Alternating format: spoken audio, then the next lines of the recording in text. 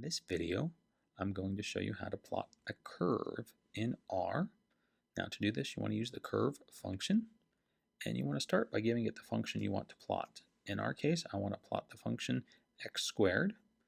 Now what you need to tell it is the values of x that you want to plot in between.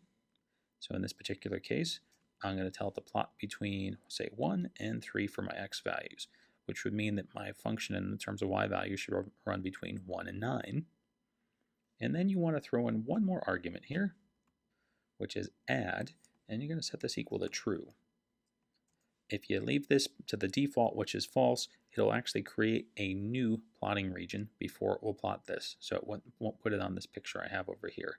So I'm going to set this to add equals true. And if I run this, I get my parabola running between 1 and 3. So it takes it between 1 and 9. Now, I'm not stuck just typing in a function here. I can use a pre-existing function in R. So suppose I wanted to use the log function. I could have log there. Now I just type in x. Now the thing is, if it takes any extra arguments, which log does, I have to set those. So I'll set the base equaling to 2. And so now I'll set it equal to 10. And now I'll go ahead and run this.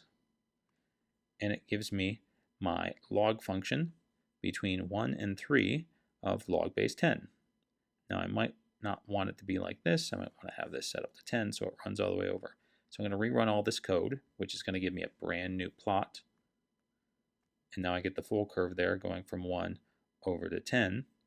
Whereas if I look at the previous plot I made using this little arrow here, it just went from 1 to 3. So I can use a pre-existing function. I can use a function I made up.